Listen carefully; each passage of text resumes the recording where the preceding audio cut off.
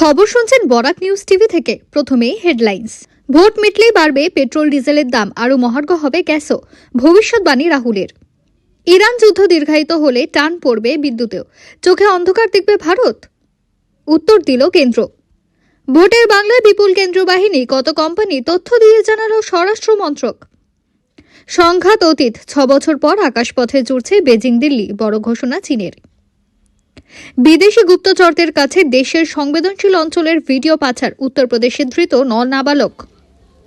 বিস্তারিত খবরে যাওয়ার আগে অনুরোধ, ভিডিওটি লাইক করে চ্যানেলটি সাবস্ক্রাইব করে রাখুন। এবার আসছি বিস্তারিত সংবাদে। ইরান ইসরায়েল যুদ্ধের প্রভাব ইতিমধ্যে পড়তে শুরু করছে ভারতীয় অর্থনীতিতে। তবে যুদ্ধের জেরে অর্থনীতি কতটা ক্ষতিগ্রস্ত হয়েছে সেটা এখনো টের পেতে হয়নি আমজনতাকে। 5 রাজ্যের ভোট মিটতেই আমজনতার পকেট কাটা শুরু করবে কেন্দ্রের নরেন্দ্র মোদী সরকার, এমনটাই দাবি লোকসভার বিরোধী দলনেতা রাহুল গান্ধীর। তিনি বলছেন, ভোট মিটতেই একযোগে বাড়বে পেট্রোল, ডিজেল এবং রান্নার গ্যাসের দাম। ইরান যুদ্ধ নিয়ে শনিবার সোশ্যাল মিডিয়া পোস্টে রাহুল গান্ধী দাবি করলেন, ডলারের তুলনায় টাকার দুর্বল হয়ে 100-র কাছাকাছি পৌঁছানো এবং শিল্পক্ষেত্রে ব্যবহৃত জ্বালানির দামে তীব্র বৃদ্ধি শুধু পরিসংখ্যান নয়, বরং আসন্ন মুদ্রাস্ফীতির স্পষ্ট লক্ষণ। বিরোধী দলনেতার দাবি, এই পরিস্থিতিকে সরকার হয়তো স্বাভাবিক বলে দাবি করবে, কিন্তু বাস্তব হলো উৎপাদন ও পরিবহন আরও ব্যয়বহুল হয়ে উঠবে। ক্ষুদ্র ও মাঝারি শিল্প সবচেয়ে বেশি ক্ষতিগ্রস্ত হবে। নিত্য প্রয়োজনীয় জিনিসের দাম বাড়বে, বিদেশি প্রাতিষ্ঠানিক বিনিয়োগকারীরা দ্রুত বিদায় নেবেন, ফলে শেয়ার বাজারের ওপর আরও চাপ পড়বে। ইরান যুদ্ধে জ্বালানি সংকটে জেরবার দেশ, কিছু ক্ষেত্রে বেশি দাম দিয়েও মিলছে না গ্যাস। এরপরে কি যুদ্ধের কারণে বিঘ্নিত হবে বিদ্যুৎ পরিষেবা? চোখে অন্ধকার দেখবে দেশ। শনিবার ভারত বিদ্যুৎ সম্মেলন 2026-এর জবাব দিলেন কেন্দ্রের শক্তি সম্পদ মন্ত্রকের সচিব পঙ্কজ আগরওয়াল। কি বলেছেন তিনি? এদিন পঙ্কজ নিশ্চিত করেছেন যে ইরানের যুদ্ধের জেরে বিদ্যুতের সংকট তৈরি হবে না, যেহেতু দেশে গ্যাসের শক্তিতে চলা বিদ্যুৎ কেন্দ্রের সংখ্যা নগণ্য, সামান্যই প্রভাব পড়বে। তিনি বলেন, আমাদের চাহিদা মেটাতে খুব বেশি গ্যাস ব্যবহার করতে হয় না। ইতিমধ্যে প্রায় 2.5 গিগাওয়াট বিদ্যুৎ উৎপাদন ব্যবস্থা রয়েছে, যা অফ গ্রিড, ফলে তা নিরবিচ্ছিন্নভাবে চালু রয়েছে। মধ্যপ্রাচ্যের সংকটে এর উপরে কোনো প্রভাব পড়েনি। যোগ করেন, অতিরিক্ত বিদ্যুতের চাহিদা তৈরি হলে গ্যাস ভিত্তিক বিদ্যুৎ কেন্দ্রগুলি শক্তি কাজে আসে। পাশাপাশি অতিরিক্ত চাহিদা যোগান দিতে কয়লার শক্তিতে চলা বিদ্যুৎ কেন্দ্রগুলিও রয়েছে। কেন্দ্রের শক্তি সম্পদ মন্ত্রকের সচিব আরও বলেন, বর্তমান অবস্থায় মুন্দ্রায় একটি কয়লা ভিত্তিক বিদ্যুৎ কেন্দ্র চালু করা হচ্ছে। ওই কেন্দ্রটি প্রায় 4000 মেগাওয়াট বিদ্যুৎ সরবরাহ করবে। সেই সঙ্গে পঙ্কজ জানান, বিকল্প শক্তিতে বিদ্যুৎ তৈরির দিকে নজর দিচ্ছে কেন্দ্র। এর মধ্যে রয়েছে সৌর বিদ্যুৎ প্রকল্প এবং বাতাস ভিত্তিক বিদ্যুৎ প্রকল্প।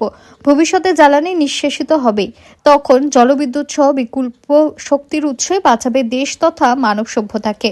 রাজ্য অবাধ এবং শান্তিপূর্ণ নির্বাচন করতে বেনজির পদক্ষেপ নির্বাচন কমিশনের। 2 দফায় অর্থাৎ আগামী 23 এবং 29 এপ্রিল ভোট হবে বাংলায়। আর 2 দফাতেই ভোট যাতে রক্তপাতহীন নির্বাচন হয় সেটা নিশ্চিত করতে ইতিমধ্যেই একাধিক পদক্ষেপ নিয়েছে কমিশন। এর মধ্যে ভোটমুখী বাংলায় 2400 কোম্পানি কেন্দ্র বাহিনী মোতায়েন করা হচ্ছে বলে জানালো স্বরাষ্ট্র মন্ত্রক। শুধু তাই নয়, ভোট মিটে যাওয়ার পরেও বঙ্গে 500 কোম্পানি বাহিনী থেকে যাবে বলেও মন্ত্রকের তরফে জানানো হয়েছে।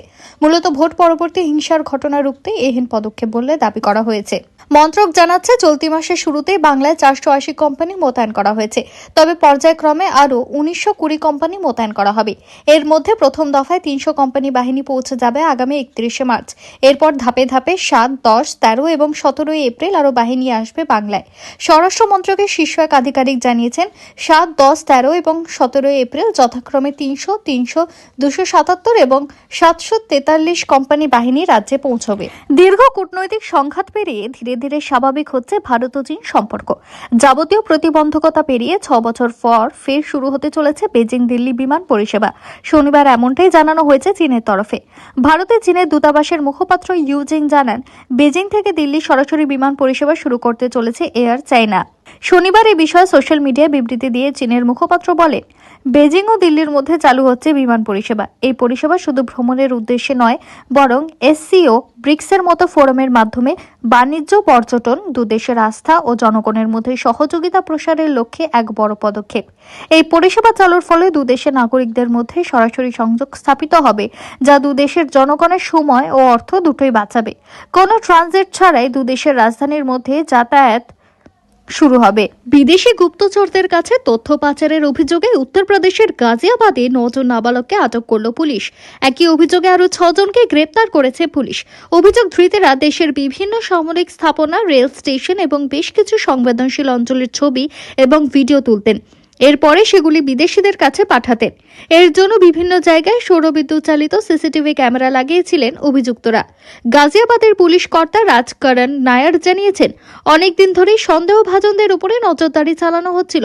এরপর গত 14 মার্চ কৌশাম্বী পুলিশ গ্রেপ্তার এবং আটক করে অভিযুক্তদের। প্রথমে সুহেল মালিক নামে একজনকে গ্রেপ্তার করেছিল পুলিশ। এরপর তাকে জিজ্ঞাসাবাদ করে বাকিদের একে একে পাকড়াও করা হয়। পুলিশ সূত্রে খবর, বিহারের মুজাফফরপুরের বাসিন্দা নওসাদ আলী এবং ভাগলপুরের বাসিন্দা সমীর ওরফে শুটার হলেন এই তথ্য পাচার চক্রের মাথা। উভয়ই বর্তমানে পলাতক। নায়ার জানিয়েছেন, দিল্লি ক্যান্টনমেন্ট এলাকা এবং সোনিপত রেল স্টেশনের কাছে এমন কিছু সিসি ক্যামেরা বসানো হয়েছিল। অভিযোগ, সেই ক্যামেরার ফিড পাঠানো হতো বিদেশি হ্যান্ডলারদের। 500 থেকে 15,000 টাকা পারিশ্রমিকে এই কাজ করত প্রাপ্তবয়স্ক এবং নাবালকরা। একাধিক ধারায় মামলা রুজু করা হয়েছে অভিযুক্তদের বিরুদ্ধে। অতি সংবেদনশীল বিষয়টি নিয়ে তদন্ত প্রক্রিয়া চালাতে এখনো জিজ্ঞাসাবাদ চলছে।